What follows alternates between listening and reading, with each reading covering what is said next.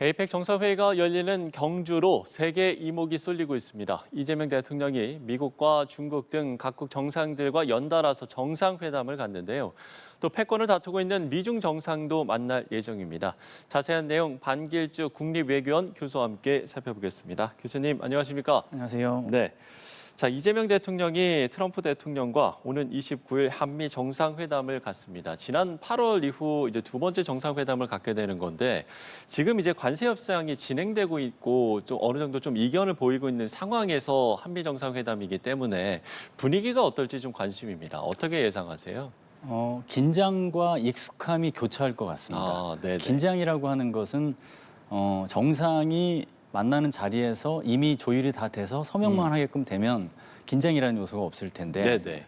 막판까지 줄다리기를 하는 상황이니까 긴장이 그렇죠. 있을 수밖에 없고 또 트럼프 대통령의 특성상 원하는 성과가 없을 경우에 네. 예측 불가성을 카드로 해서 상대방을 압박하는 전략을 펼쳐왔잖아요. 그게 이제 그렇죠. 정상이라 하더라도 그래서 1차 한미 정상 회담 자리에서도 주한 미군 기지 소유권 발언도 이제 막 꺼냈고 그랬잖아요. 그래서 네네. 그런 거를 따지고 보면 긴장이라는 요소가 상당 부분 저변에 깔릴 것이다. 그럼에도 불구하고 익숙함이라는 것도 있을 겁니다. 왜냐하면 2달 전에 한미 정상이 친분 외교를 했어요. 사실 예, 친교 예. 시간도 가졌고 그리고 피스메이커 역할을 트럼프 대통령한테 맡겨주니까 굉장히 흡족해하기도 했었고 그래서 그렇죠. 그런 기억이 오래전 기억이 아니기 때문에 익숙함도 분명히 있을 거고 네.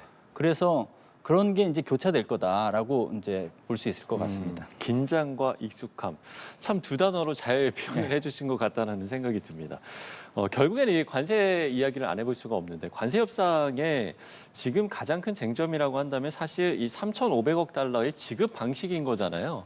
지금까지의 이 협상 상황들은 좀 어떻게 보고 계세요? 우선 이제 3,500달러라는 이 돈을 네. 투자를 어떻게 할 것인가가 한국과 미국이 이제 이견이 있는 것이죠. 미국은 그렇죠. 트럼프 대통령부터 나서서 처음부터 현금을 요구를 했고, 근데 한국 입장에서는 현금을 그렇게 통화 스와프도 없이 그냥 그거를 그 달러로 지급하는 것은 이제 문제가 이제 상당히 이제 심각해질 수 있고, 그렇죠. 그게 이제 뭐 원화라 하더라도 여러 가지 금융시장에 영향을 주기 때문에 이견이 있는 것이고, 그 예. 이견 중에 현금의 비중을 얼마로 할 것인지, 그리고 분할을 하게 되면 분할 기간과 분할 금액은 어떻게 될 것인지 이견이 있을 수밖에 없죠. 그리고 어느 정도 성과 있느냐에 따라서 그 합의를 어떤 식으로 발표할 것인지도 차이가 있을 수가 있거든요. 예. 그런데 지금 현금 비중 얘기가 나오는 거 보면 그래도 처음에 있었던 그 이견의 폭보다는 많이 줄어들었고 한두 가지로 좁혀들었다라는 측면에서는 그래도 소통이 어느 정도 되고 있다라는 측면이 있는 것이고 그리고 트럼프 대통령과 내각 참모 간의 이제 한국의 어떤 입장을 이해하는 측면에서 약간의 시각차는 있는 것 같아요. 내각관 예. 참모는 한국이 어차피 윈윈을 해야 되는데 한국이 진짜 완전히 폭망하는 수준으로 담판하게 되면 한미 동맹 차원이라든가 다른 국가하고의 그 관세 협상 측면에서도 이게 뭐 나쁜 모델이 되잖아요. 그러니까 그런 걸 다 고려하는 측면에서 내각 참모가 트럼프 대통령한테도 어느 정도 한국의 입장을 설명해 주는 것 같고 결국은 이게 당장 합의가 되느냐 안 되느냐 여부가 아니라 합의 내용의 컨텐츠가 중요한 것 같습니다. 그래서 예. 그 컨텐츠 관리를 하는 게 중요하지 언제 이걸 협상을 완료할 건지 시기 관리하는 게 중요하지 않다 그렇게 봅니다. 그러니까 시기보다는 내용이 중요하다 이런 예. 말씀이신 것 같아요. 사실 지금 당장 이제 26일에 말레이시아에서 열리는 아세안 정상회의에 한미 정상이 이제 참여를 하게 되기 때문에 거기에서 혹시 이제 실무진들이 이런 관세 협상을 추가적으로 하게 되는 거 아니냐 이런 관측도 나왔었는데 그 가능성은 좀 낮아 보이는 것 같습니다. 그렇죠. 이제 한국과 미국이 이제 갖고 있는 물리적 거리 때문에 신속하고 그다음에 적시적인 후속 협상談판이 어려워서 계속 비행기 타고 가고 막 이런 상황이 오고 됐잖아요. 근데 그러니까요. 아세안 정상회의를 통해서 그런 기회가 만들어진다고 하면 예. 좀 더 협상 막바지 협상에서 유리한 어떤 그런 플랫폼으로서 이제 기대를 할 수가 있는 상황이었는데 네. 지금 그걸 담당하는 실무자들이 안 가는 상황이기 때문에 그걸 뭐 기대할 수 있는 상황이 아닌 게 된 것 같아요. 그럼에도 불구하고 지금 이 정도까지 이견을 좁히고 오면서 구축됐던 소통 채널이 있을 거예요. 그 소통 네. 채널을 막바지까지 잘 활용해서 특히 대미 레버리지를 잘 활용해서 우리가 원하는 협상 성과를 내기 위해서 마지막 며칠을 진력을 다해야 될 것 같습니다. 예. 이재명 대통령이 미 언론과의 인터뷰에서 사실 이 관세 협상과 관련해 조정 규정에 상당히 많은 시간과 노력이 이제 필요할 것 같다라고 이야기를 했는데 앞서 이제 한미 정상 분위기를 전망을 해주시면서 긴장이란 단어를 표현해 주셨잖아요. 그러니까 트럼프 대통령의 어떤 압박 이런 부분이었는데 만약에 이렇게 많은 시간과 노력, 그러니까 이게 계속 이제 기간이 길어진다면 트럼프 대통령이 오히려 그 부분을 또 압박하는 어떤 압박 카드로 쓸 가능성도 있겠습니까? 그 부분은 어떻게 보세요? 그렇죠. 트럼프 대통령이 이제 한국까지 왔는데 성과가 없다 그러면 네. 그냥 돌아가는 것 자체가 여기까지 온 것에 대해서 이제 국민들한테 어필할 수가 없잖아요. 그러니까 그러니까요. 분명히 압박 카드를 쓸 뭔가 가능성이 빠른 높고. 성과를 내고 싶어 할 것 같기도 하고요. 맞아요. 그리고 네. 이제 압박 카드를 실제로 다른 무대 외교 무대에서도 많이 썼어요. 최근에는 러시아를 상대로 석유회사 제재했잖아요. 압박 카드거든요. 예. 사실은 그게 그 휴전이든 아니면 뭐 종전이든 간에 진정성 있게 다가서라라는 압박을 위해서 이제 제재 카드를 쓴 건데 그게 이제 관세 협상에 대해서 미국이 원하는 수준의 아웃풋이 나오지 않으면 성과가 예. 나오지 않으면 그것을 안보 의제로 딱 돌려서 압박 카드를 쓸 수가 있거든요. 뭐 주한 미군, 뭐 규모, 전략적 유연성. 그래서 그런 가능성도 분명히 있고 트럼프의 기존의 협상 공식을 반추해 보면 그럴 가능성도 분명히 있다. 그럼에도 불구하고 전략적 환경이 미치는 또 판단이 있거든요. 예. 거기에는 압박과 동시에 협력의 가능성도 같이 있습니다. 그거는 뭐냐면 미중 강대국 경쟁이 굉장히 치열해지잖아요. 중국이 히토류를 경제적 도구화, 무기화하고 있잖아요. 경제적 강압을 통해서 미국을 상대로. 그러니까 미국은 호주와 이제 핵심 광물 협력을 강화하고 막 이런 게 있잖아요. 예, 예. 그러면서 오커스 원래는 트럼프 대통령이 좀 거리를 두었던 오커스 호주와 미국, 영국의 그 잠수함 그 원자력 추진 잠수함 건조하고 핵심 기술 공조하는 이 플랫폼에 신입을 해줬단 말이죠. 그게 이제 전략적 환경이 미국의 선택에 영향을 주는 부분이거든요. 그리고 미중 경쟁이 이렇게 치열한 상황이기 때문에 미국은 동맹국과 우방국의 그 공조와 지원이 더 필요한 상황이에요. 예. 그래서 분명히 압박이라는 그 환경도 있지만 동맹국과 협력을 해야 된다라는 그런 전략적 판단도 같이 가동돼서 앞으로 변화될 대외적, 그다음에 지정학적 환경, 전략적 환경 추이도 같이 봐야 될 것 같습니다. 예, 관세 협상과 한미 정상회담의 분위기를 저희가 좀 전망을 해봤습니다. 그런가 하면 트럼프 대통령이 우리나라에 와서 에이펙 회원국 CEO들과 오찬에서 기조 연설을 하고 또 저녁에는 에이펙 정상들과 실무 만찬도 가질 계획이라고 백악관이 밝혔는데 지금 이제 트럼프 대통령이 에이펙 그 정상회의에는 참석을 하지 않기 때문에 이 자리에서 오히려 어떤 메시지가 나올 것인가 이 부분도 관심사인데 어떻게 전망하십니까? 그럴 가능성이 높죠. 그러니까 트럼프 대통령이 1박 2일로 이제 방한을 해서 에이펙 개기에 방문하는 건 맞아요. 그래서 네.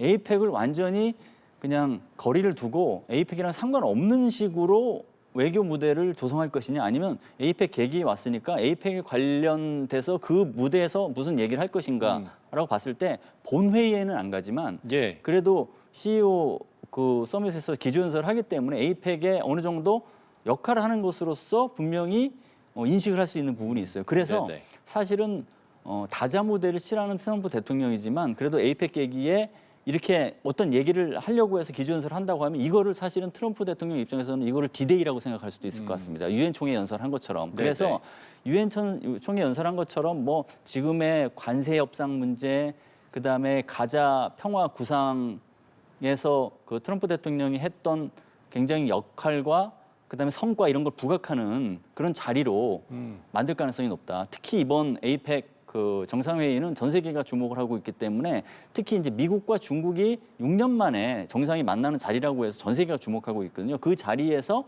그 에이펙에서 이제 기조연설을 한다 그러면 여기에서 그 기조연설을 매개로 해서 전 세계 그다음에 뭐 우방국이 될 수도 있고 그다음에 경쟁국이 될 수도 있고 많은 이야기를 쏟아낼 것이다. 특히 국민 유권자들에게도 이제 이야기를 할 가능성이 높아요. 뉴욕 시장을 두고서 이제 어느 그 후보가 공화당 민주당 후보 중 누가 될 것이냐에 굉장히 백악관에서도 관심을 갖는 그 메시지를 많이 내는 상황이라 국민 유권자들에게도 어떤 메시지를 포함해서 그 여러 청중을 대상으로 기조연설을 활용할 가능성이 높다. 네. 그렇게 봅니다. 예.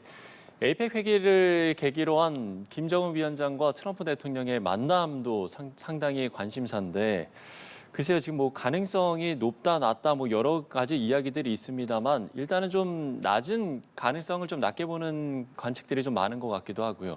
교수님께서는 어떻게 보시는지 궁금한데 일단 백악관 일정을 지금 밝힌 거를 보면 중간중간에 공개되지 않은 일정이 있어서 혹시 이걸 이제 북미 회담을 염두에 둔 게 아니냐 이런 또 관측도 나오더라고요. 어떻게 보세요? 우선 이제 트럼프 대통령은 김정은 위원장을 만나고 싶어하는 메시지를 사실 몇 달 전부터 보냈죠. 친서 외교 때 보냈고 이번에도 이제 다시 만나고 싶다는 식으로 얘기를 했어요. 근데 이제 북한의 반응이 이제 북한이 이제 공을 던졌으니까 받을지 안 받을지는 북한의 이제 입장인데 북한이 미사일로 화답을 했잖아요. 사실 예. 그거는 사실은 이제 약간 부정적으로 화답한 그 기류가 있는 거예요. 그리고 그런 걸 고려한다고 하면 실제로 의제를 갖고 논의하는 정규 성격의 정상회담 가능성은 굉장히 희박하다고 봐야죠. 예, 예. 그럼에도 불구하고 트럼프 대통령이나 김정은 위원장이나 공통분모로 강조하는 게 있어요. 정상 간 친분은 분명히 있다. 그 친분이 있는 것 자체도 부인하지는 않겠다라고 얘기를 하거든요. 그러면 정상회담은 아니지만 친분이라는 것을 강조함으로써 친분 만남의 성격을 갖고 기습회동 정도를 할 가능성은 배제할 수 없다. 그리고 네네. 또 여건 조성하는 게 좀 보이잖아요. 아까 말씀하신 것처럼 그 빈 스케줄이 있고 예. 그다음에 판문점에서도 그 변화가 견학이, 중단한 네, 상태고 그렇습니다. 그다음 대사대리 주한 미국 대사대리도 바꿨고 아, 예. 그리고 실제로 그 판문점 회동했을 때 실무 역할을 했던 그 경험이 있는 인사로 바꿨잖아요. 그러면은 환경적인 측면에서는 분명히 노력하고 있는 부분이 있다. 근데 그게 기습회동으로 이루어질지 안 이루어질지 이제 북한의 마지막 판단이 남아 있다. 그렇게 볼 수 있을 것 그게 같습니다. 다음 주에 알 수 있겠군요. 예. 예.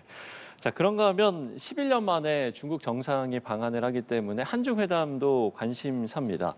중국이 이제 최근에 북한과의 어떤 좀 밀착 행보를 보이고 있기 때문에 이 한중 회담에서는 어떤 것들이 좀 논의가 될까요? 사실 중국 전승절 80주년 계기에 김정은 위원장을 초청을 하면서 네. 중국하고 북한하고의 전략적 협력이 다시 이제 탄력을 받기 시작했고 그 계기로 해서 중국이 북한에 대해서 약간 달라진 메시지와 태도를 보이는 게 북한의 핵 미사일에 대해서 침묵을 하고 있습니다. 묵인 사실은 과거에 이제 북한 비핵화에 대해서는 그래도 어느 정도 목소리를 가져갔는데 묵인하고 있거든요. 예. 그리고 이번에 그 미사일 쐈을 적에도 중국이 비난 성명이라는 거 내지 않았습니다. 그 얘기는 결국은 중국의 이제 그 북한 비핵화를 위해서 어떤 역할에 나서줘야 된다라는 목소리를 전달해야 될 그 시기가 됐고 그 시기가 한중 정상회담, 에이펙 계기 한중 정상회담 계기가 굉장히 좋은 자리이기 때문에 그런 얘기를 할 가능성이 높고요. 그리고 예.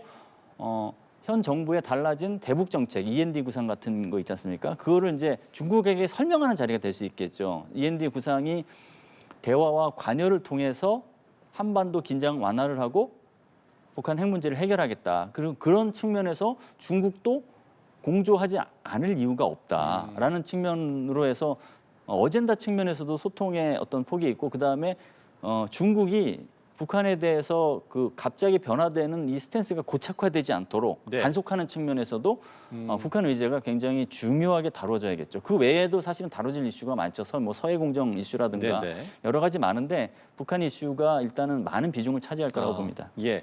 자, 그런가 하면 전 세계 이목이 미중 정상회담에 또 쏠리게 될 텐데 지금 이제 무역 갈등이 고조되고 있는 상황이기 때문에 과연 두 정상이 접점을 찾을 수 있을까 이 부분이 관심사인 것 같습니다. 결과는 어떻게 예상을 하세요? 우선 에이펙 정상회의 자체가 이제 다자 무대잖아요. 네네. 다자 계기에 하는 양자 정상회담은 시간이라든가 의제의 수라든가 이게 제한이 될 수밖에 없어요. 그래서 네네. 좀 심도 있게 하기에는 좀 그렇죠. 시간이 그래서 촉박하죠. 엄청나게 큰 기대를 할 수는 없는 상황인 것을 전제로 해서 예, 예. 그럼에도 불구하고 6년 만에 그 미국과 중국의 정상이 대면 외교를 한다는 측면에서 강대국 정치, 신냉전 어떤 그 기제를 좀 완화시키는 단초가 되는 것은 분명히 있고요.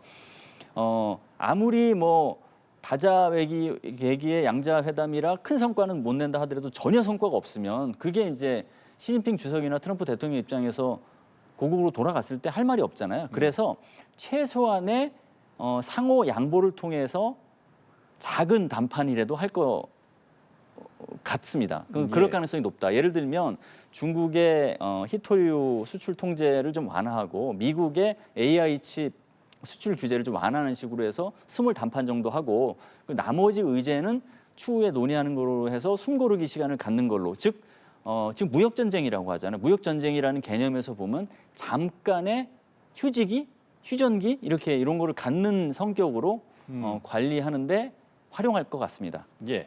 그런가 하면 대통령실에 따르면 현재 한일 간의 정상 일정도 조율하고 있는 것으로 전해졌는데 지금 이제 일본 총리가 바뀌었기 때문에 어떤 순풍을 타고 있는 한일 관계가 바뀌는 게 아니냐 이런 관측들도 있는 것 같기도 하고요. 결국엔 이제 어떤 영향을 미칠 것인가 이 부분인데 어떻게 전망하세요? 일단은 국내 정치가 바뀌면 국내 정치를 통해서 사실은 대외 전략 외교를 하는 그 설계도 달라질 수 있기 때문에 분명히 이제 변수인 거는 사실인데 네. 우리나라나 아니면 일본이나 이제 공통적인 게 있어요. 구조적 환경, 지정학적 환경이 한일 협력이 중요하고 한미일 협력이 중요한 상황. 그렇기 때문에 우리나라도 그렇고 일본도 그렇고 정부가 바뀐다고 해서 한일 협력과 한미일 협력이 이제 불필요한 것처럼 치부할 수 없는 구조적 압력이라는 게 있어요. 예. 그렇게 따지면 셔틀 외교라든가 한미일 협력을 가져갈 수밖에 없는 게 일본의 입장인 게 사실이고 그리고 또 한국 정부의 선제적인 외교가 있었잖아요. 위성락 안보실장이 이제 일본까지 가서 전략 외교를 펼치고 사실은 셔틀 외교의 중요성을 그렇게 전파를 하고 일본이 협력에 계속 갈 수 있도록 지속성, 외교 지속성을 독려한 측면이 있는 것이죠. 그래서 구조적 압력과 그다음에 정부의 어떤 노력 이런 게 어우러진다면 사실은 의외로 외교적 지속성이 유지될 수 있다고 보고요. 다만 지금 연정 성격상 일본 정부의 연정 성격상 우경화 측면에서 가장 우려가 되는 연정이잖아요. 그래서 뇌관은 있다. 이 뇌관을 어떻게 관리하느냐가 굉장히 촉발 변수가 될 것이다 이렇게 봅니다. 예.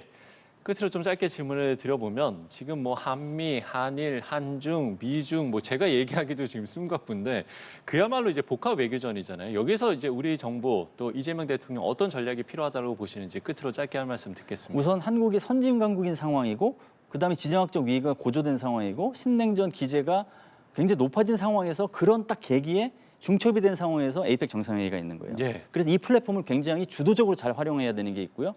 두 번째는 신냉전 구도에서 진영 간 대립이 부각되지 않도록 네. 의제를 경주선언 같은 데 의제를 통해서 그 범인류적, 범지구적 의제를 굉장히 강조하는 것이죠. 누구나 네네. 협력할 수 있게.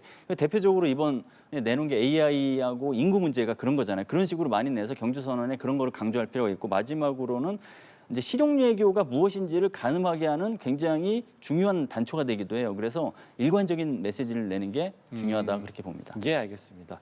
에이펙 회의에서 과연 우리는 어떤 전략으로 임해할지까지 짚어봤습니다. 반길주 국립외교원 교수와 함께 이야기 나눠봤습니다. 교수님 오늘 말씀 고맙습니다. 감사합니다.